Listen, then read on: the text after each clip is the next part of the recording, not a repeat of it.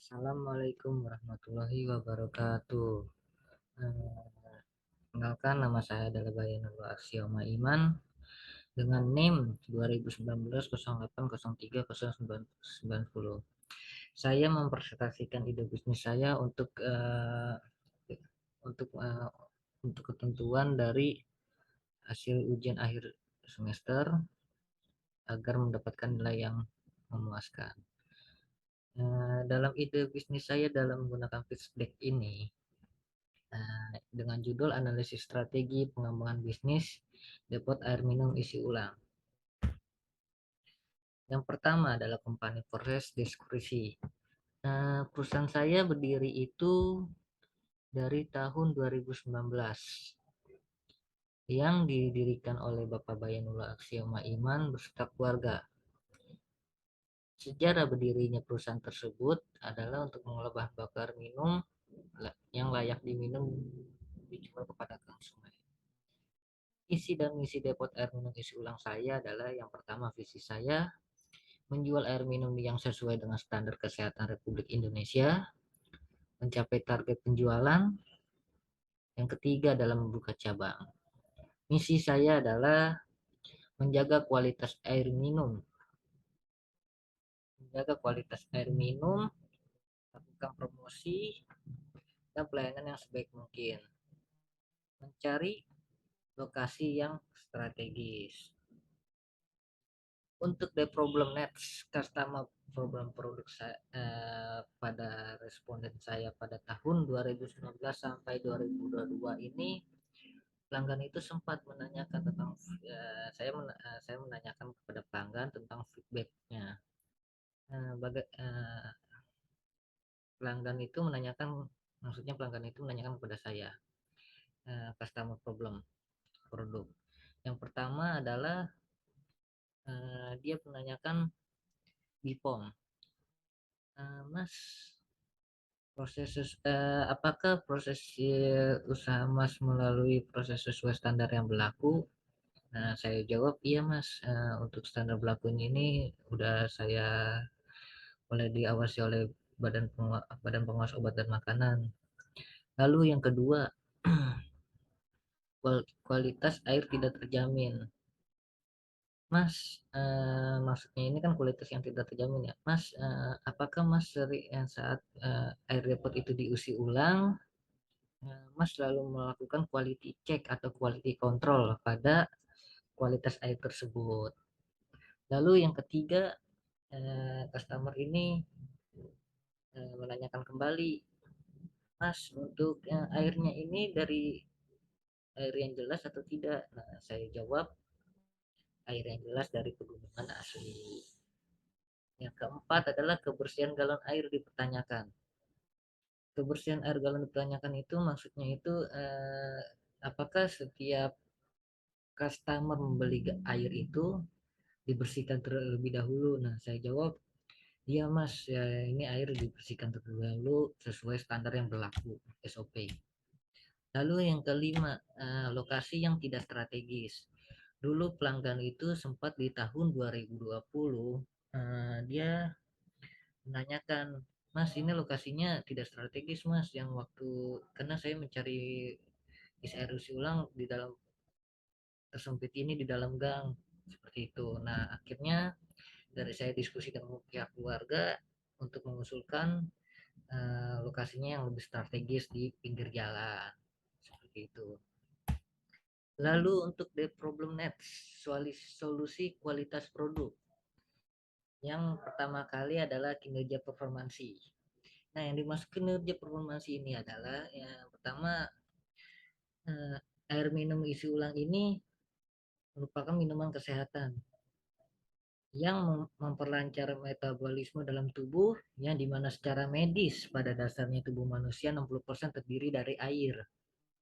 Dan jika manusia kekurangan air, maka mengalami dehidrasi dan dapat memicu gangguan fungsi organ tubuh seperti salah satunya ginjal. Lalu yang kedua, ciri-ciri keistimewaan tambahan ciri keistimewaannya. Air, air minum ini kualitasnya makan tetap terjaga dengan baik, seperti segel yang cukup kuat dan ketebalan botol yang tidak terlalu mudah ditekuk. Untuk keandalannya tersebut, air ini keandalannya yang dimaksud adalah yang berasal dari yang tadi saya jelaskan dari mata air sebelumnya, dari mata air pegunungan yang yang beberapa tahap pemurnian air yang sesuai standarisasi yang telah ditentukan oleh BPOM dan mengandung mineral yang seimbang dan diperlukan bagi kesehatan tubuh manusia.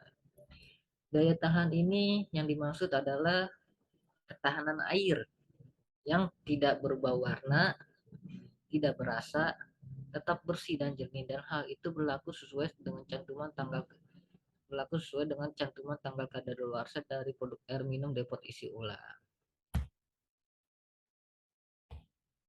Lalu produk ini kita untuk standarisasi dari BPOM itu kita hanya ide kita saya ini melakukan 3 merek. Yang pertama adalah Aqua, Oasis, dan Fit. Selanjutnya untuk market opportunity. Market opportunity itu adalah yang dimaksud adalah target market. Target market usaha saya adalah dengan masyarakat ke bawah, anak kos, perusahaan, lembaga pendidikan SD, SMP, SMK atau SMA. Yang dimaksud lembaga pendidikan adalah seorang guru yang lagi bekerja di kantor, air galonnya habis, nah itu dia apakah dia membutuhkan air minum isi ulang. Untuk market share-nya yang tadi saya jelaskan sebelumnya, 60% populasi Indonesia itu membutuhkan air. Tumbuhan bisnis meningkat karena kebijakan pemerintah yang saat ini membutuhkan memperbanyak air putih minum untuk kesehatan tubuh. Nah, cara untuk mendapatkan produk ini, customer pernah bertanya kepada saya, Mas, bagaimana untuk mendapatkan produk Anda tersebut? Lalu saya jawab dengan 4. Yang pertama adalah Mas bisa langsung datang ke lokasi saya dengan jam operasional dari Senin sampai Sabtu. Dibuka sampai jam 9 sampai jam 8 malam. Untuk yang kedua, Mas bisa juga menggunakan lewat dari aplikasi Play Store. Nah, di situ nanti Mas tinggal download aja air minum depot isi ulang. Yang ketiga, Mas bisa langsung menghubungi customer kami. Yang keempat Mas bisa melalui dari para agen, merchant dan reseller. Selanjutnya, produk distribution average growth stack monthly. Yang dimaksud adalah lama penggunaan air minum isi ulang. Dalam sehari, seminggu, sebulan, setahun. Data ini tersebut saya analisis dari tahun 2021. Nah, data ini tersebut dari galon air yang minum dalam waktu 3 hari itu adalah 44%. Waktu paling lama customer dalam mengkonsumsi air minum isi ulang selama 7 hari untuk 1 galon air minum isi ulang. Lalu yang kedua, jumlah galon milik responden. Nah, data ini rata-rata memiliki 2 hingga 3 galon dalam satu rumah. 47%, 46% responden hanya milik 1 galon yang langsung dikonsumsi oleh responden dan keluarga. Dan untuk ketiga atas penampungan dalam satu rumah 7%. Pertimbangan pelanggan membeli depot air minum isi ulang dengan Berkajaya itu yang pertama harga 22%, merek 12%, situasi dan kondisi 12%, langsung membeli 54%. Selanjutnya bisnis saya ini menggunakan BMC dari Cat Partners. Cat Partner itu adalah yang mitra supplier. Motivasi kemitraan adalah optimism and economy of scale. Jenis kemitraannya buyer. Suppliernya adalah Astra Level Supplies. Cat Activity terbagi atas 5 yaitu pembelian bahan baku, pengolahan bahan, penjajian pengantaran dan pelayanan. Aktivitas utama perusahaan adalah pengolahan bahan baku. Cairo Research segi spesial adalah gedung fasilitas ruang, alat penunjang produksi, tempat penyimpangan, tempat penyimpanan bahan baku. Segi SDM 7 orang, segi intelektual kemitraan supplier, modal awal dari tabungan sendiri. Value. Nah, dari value ini adalah elemen performansi. Pelayanan kami dengan SOP adalah sopan dan ramah. Pelayanan cepat dan rasa kualitas air tidak keruh, disukai pelanggan. Elemen customization, melayani pesanan khusus berbagai jenis merek galon dan kualitas sama dengan merek lain. Harga standar di kalangan masyarakat dan kualitas terjamin. Elemen accessibility delivery-nya order. Dan untuk customer relationship, cara menjaga hubungan baik dengan customer. Yang dimaksud adalah menjaga cita rasa minuman, mengganti kesalahan minuman, menemui perbincang-bincangan, menanyakan kritik dan saran. Kategori customer itu adalah personal assistant. Untuk channelnya yang dimaksud adalah secara langsung melalui perusahaan itu sendiri, layanan delivery mempunyai satu cabang. Customer segmentnya adalah pekerja kantor dan keluarga. Cost. Nah, ini yang dimaksud cost. Costnya tentang perusahaan. Nah, dari cost itu adalah struktur biaya adalah cost driven. Fix cost-nya adalah gaji karyawan, sewa gedung, biaya listrik, dan air. Untuk variable cost adalah yang dimaksud adalah pengeluaran yang tidak tetap. Seperti contohnya adalah biaya bahan baku, biaya transportasi delivery. Dan biaya paling potensial adalah biaya bahan baku. Sumber pendapatan revenue, penjualan produk. Tipe revenue stream-nya adalah pendapatan yang diperoleh dari satu kali pembayaran oleh customer.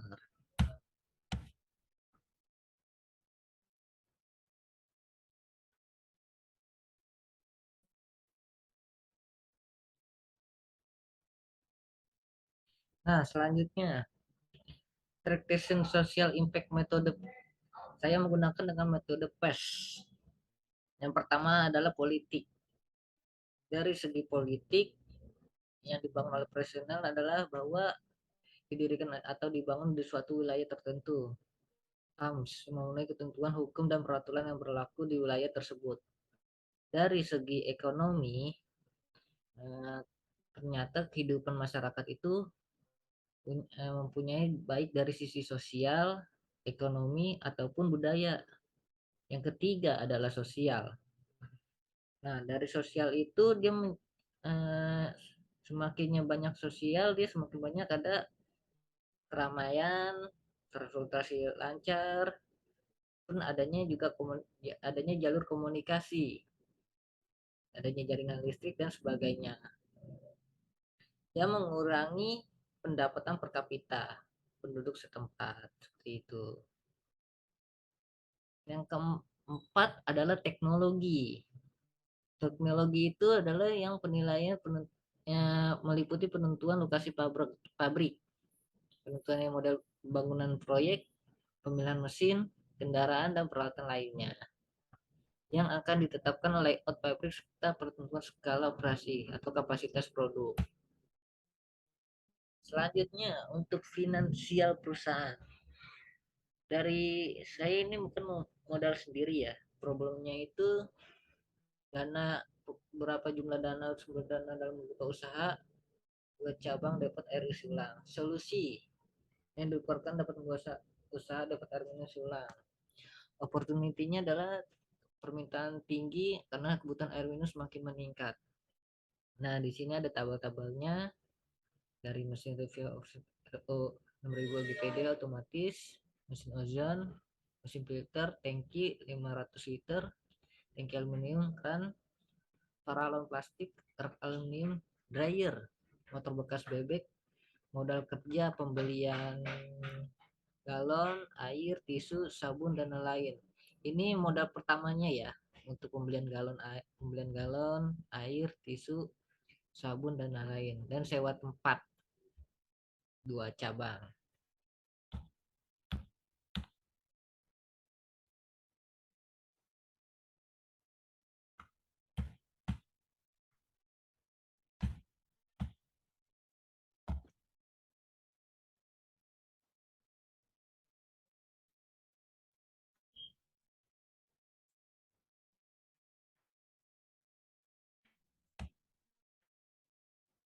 Selanjutnya,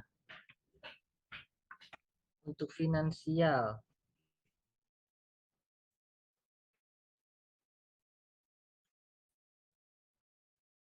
Selanjutnya dari untuk finansial. Finansial ini yang dimaksud adalah fixed cost. Yang tadi saya jelaskan adalah biaya tetap. Ya, biaya tetap ini ada rinciannya. Yang pertama adalah sewa gedung, gaji karyawan, sewa gedung ada 10 juta, gaji karyawan admin 4.500.000, gaji karyawan kasir 4.200.000, gaji karyawan customer service 4.200.000, kurir antar galon 2 juta dikali 2 orang 4 juta, uang makan 2 kurir 10.000 per hari dikali 30. Nah, ada 2 kurir berarti 600.000. Untuk biaya listriknya 800, air 500 liter isi ulang baku penggunaan truk dengan total semuanya adalah 51.800.000. Selanjutnya biaya variable cost. Yang dimaksud variable cost adalah biaya tidak tetap. Satu toko usaha selama setahun adalah 3.900.600. Pembelian galon, air tisu, sabun dan lain 5 juta, bebas bensin dan lain 200, beban perawatan bangunan 100, beban diskusi mesin dan alat 200, total penjelasan dan B 500.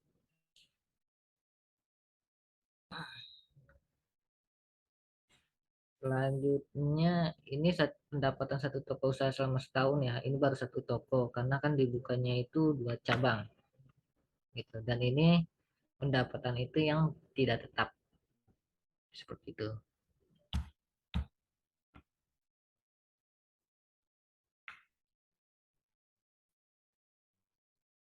Selanjutnya untuk perencanaan produksi bahan baku yang dimaksud. Nah, pertimbangkan sebelum membuka atau membeli perangkat mesin alat depot air minum, terlebih dahulu menentukan air yang bersumber dari manakah nantinya akan digunakan sebagai bahan baku olahan depot air minum yang Anda miliki. Yang kedua, dari proses saya diskusi dengan keluarga katanya untuk tidak membeli alatnya sebelum mengetahui dengan jelas kondisi bahan bakunya. Karena yang sebenarnya adalah sertifikasi mesin alat depot air minum silang, settingannya adalah dia mengikuti atau menyesuaikan dengan bahan baku yang akan Anda gunakan nantinya. Dengan yang Anda gunakan maksudnya itu adalah dengan standarisasi BPOM yang berlaku. Contohnya untuk kondisi air bahan baku yang digunakan mengandung zat besi, makanan jenis media filtrasi yang digunakan adalah media fase aktif. Yang ketiga adalah menyelesaikan berbagai faktor yang mendukung dan tidaknya jenis bahan baku dengan kondisi lokasi depot air minum Anda nantinya. Jika lokasi usaha depot air minum ini yang terjangkau oleh truk tangki pemasok air pegunungan, mengapa tidak menggunakan air pegunungan saja? Nah, di sini mengapa tidak menggunakannya? Karena bahan baku depot olahan depot air minum Sulang beberapa tempat yang mungkin terpencil atau memang daerah terlalu jauh jangkauan truk pemasok air gunungan, maka air bahan baku olahan digunakan oleh air sumur gali atau bor ataupun menggunakan air padam. Nah, yang tadi saya bilang seperti yang slide sebelumnya bahwa customer itu kalau mencari lokasinya itu agak sulit. Nah, ini pengaruh dengan bahan baku gitu. Nah, jadi saya pindah toko dengan air depotnya itu bisa langsung yang ngambil dari air sumur bor. Yang keempat adalah membeli karbon aktif dan bermedia filter plastik aktif menghilangkan bau atau rasa yang tidak enak pada air. Selanjutnya,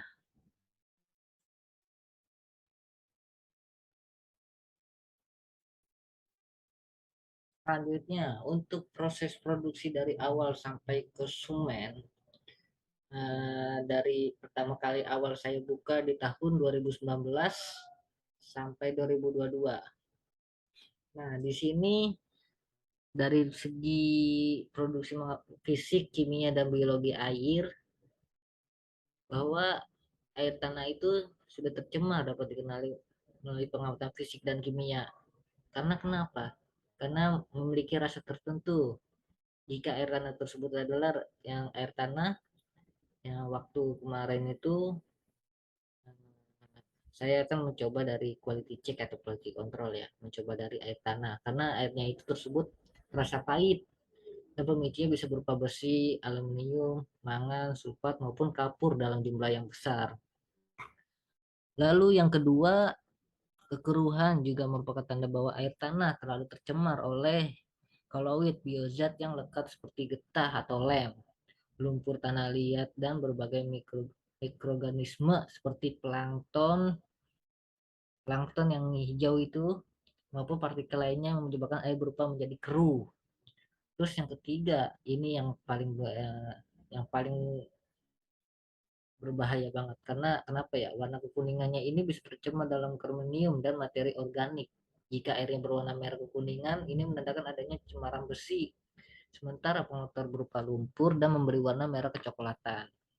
Lalu yang keempat, air tanah bisa merupakan dari air sabun yang menunjukkan adanya cemaran air kali. Sumbernya bisa berupa dari natrium bikarbonat maupun bahan pencuci lainnya misalnya deterjen. Sedangkan rasa pauk menunjukkan kandungan garam yang tinggi. Sering terjadi di daerah sekitar muara sungai. Bau yang tercium dalam air tanah menunjukkan adanya pencemaran. Apapun baunya, itu pun sudah menunjukkan bahwa air tanah tidak layak untuk dikonsumsi. Lalu untuk menguji kandungan bahan kimia tersebut, yang besar terkandung dalam air dapat dilakukan dengan pengujian sederhana. Waktu pengujian itu saya kan walau waktu depotnya itu isi ulang setiap hari, isi ulang pengujian itu kita campurkan dengan gelas air bahan baku, setengah gelas air teh, aduk hingga kedua larutan tercampur merata, kita aduk dulu sampai merata, kita diamkan selama 1 hari, 1 kali 24 jam. Nah, kita analisis itu, nah perubahannya itu terjadi nih. Apakah kondisi air itu indikatornya masih bagus atau indikatornya mengandung bahan kimia yang terdapat air masih dalam batas toleransi. Nah, setelah itu kita diamkan 24 jam nih. Agak gelap, kehitam-hitaman atau malah tiba seperti lapisan berminyak di permukaan air. Menandakan bahwa air bahan baku tersebut mengandung zat kimia. Jika airnya tersebut hitam, dia mengandung zat kimia. Kandungan bahan baku. Nah, demikian pun sebaliknya. Jika air bahan baku yang terlalu tinggi, kandungan bahan tersebut bahan baku olahan depo. Lebih baik memilih sumber dari air pegunungannya langsung. Selanjutnya,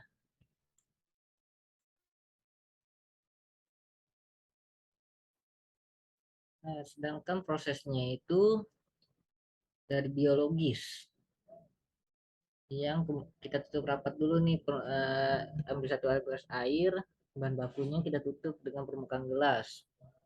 Nah, yang pada tempat yang aman tidak boleh terguncang atau terkena sinar matahari.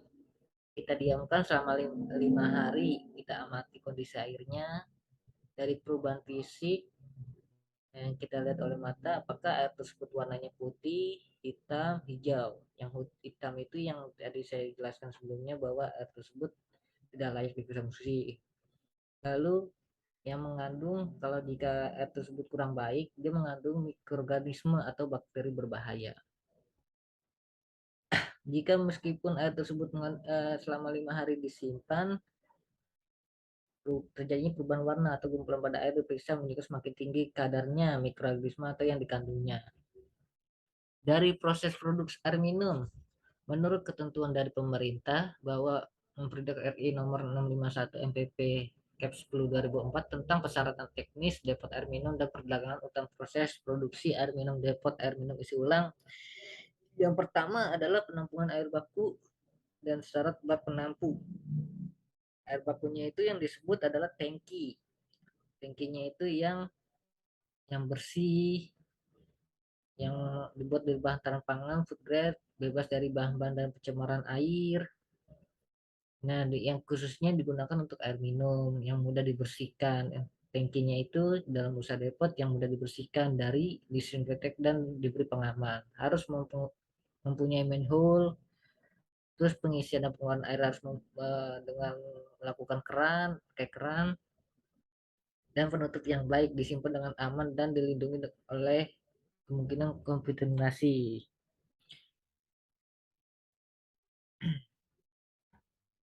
Dan selanjutnya, tangki, galon, pompa, dan saluran harus terbuat dari bahan taraf pangan, food grades, tahan korosi, dan bahan kimia yang dapat mencemari air. Tangki pengangkutan harus dibersihkan, disatinasi, dan disinfektan bagian luar dan dalam minimal 3 bulan sekali.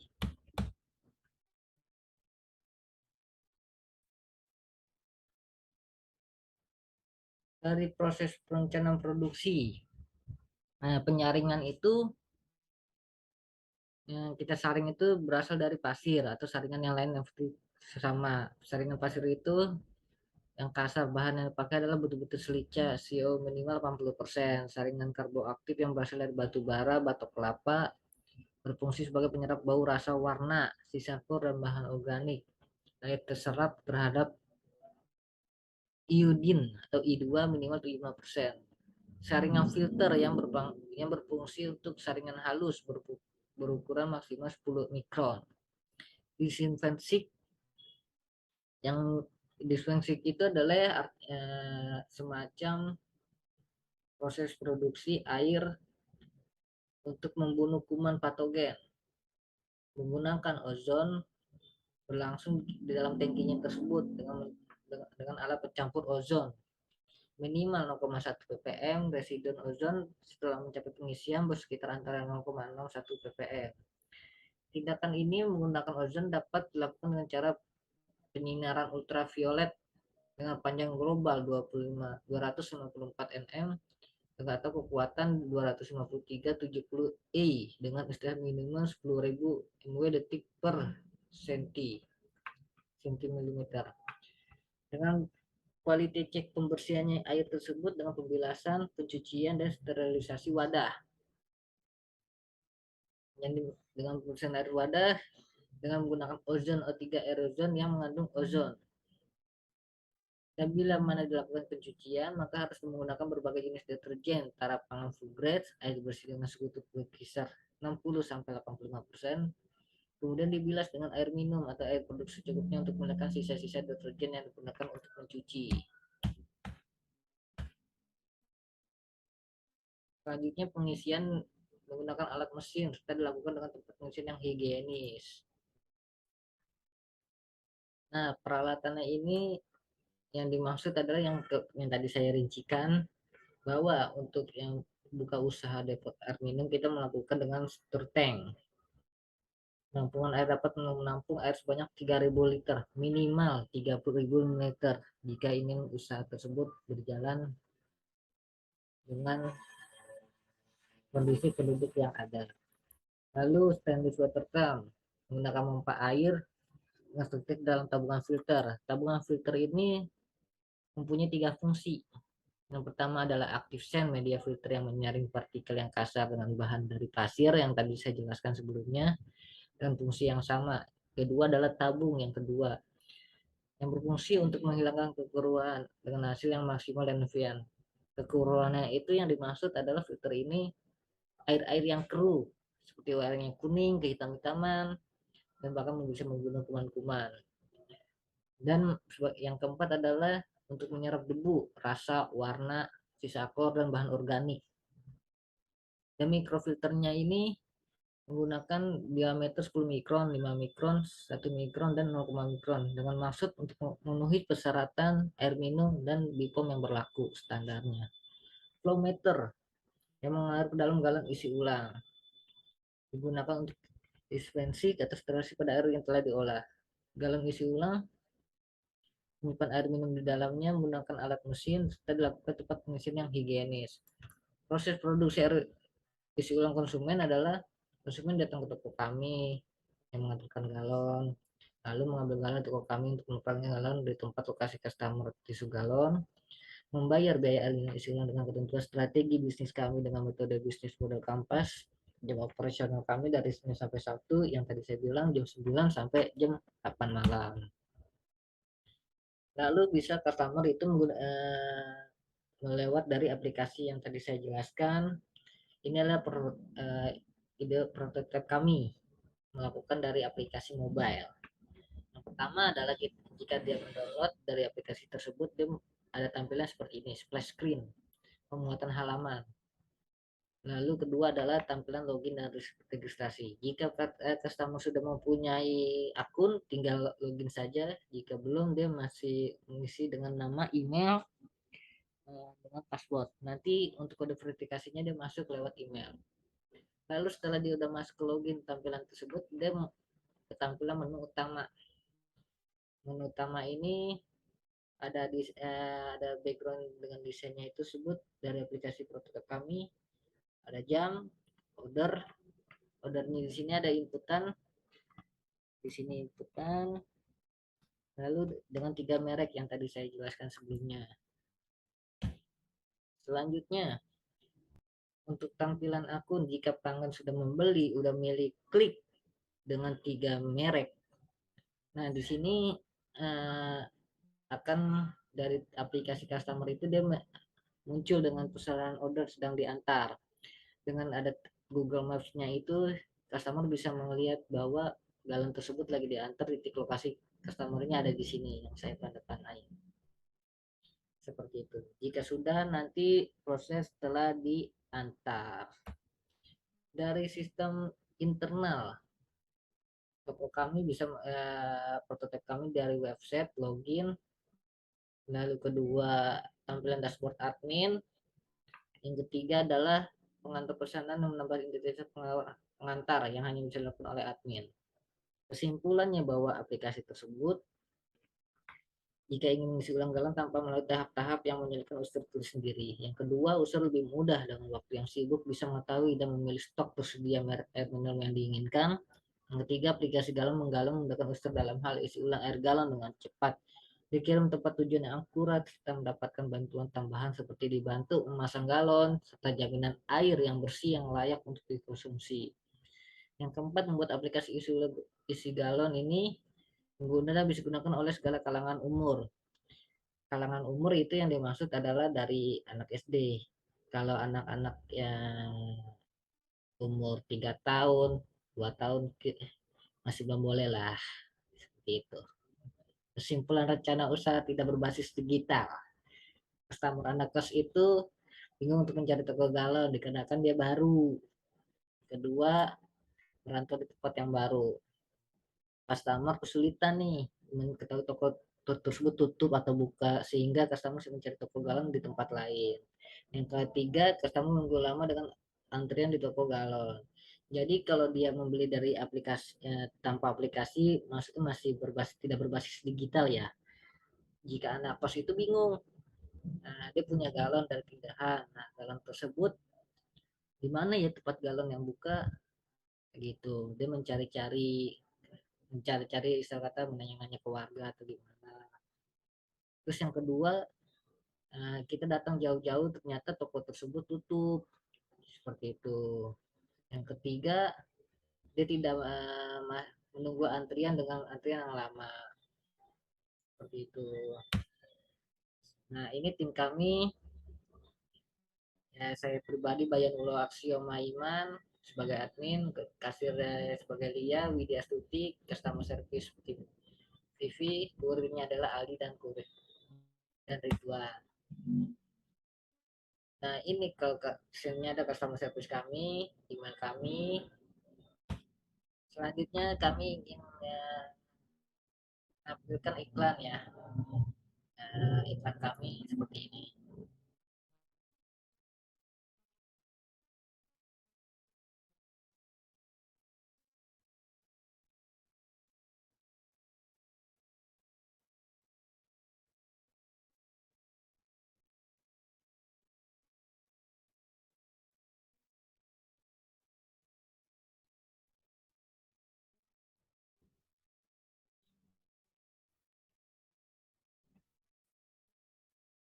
Jadi dalam iklan ini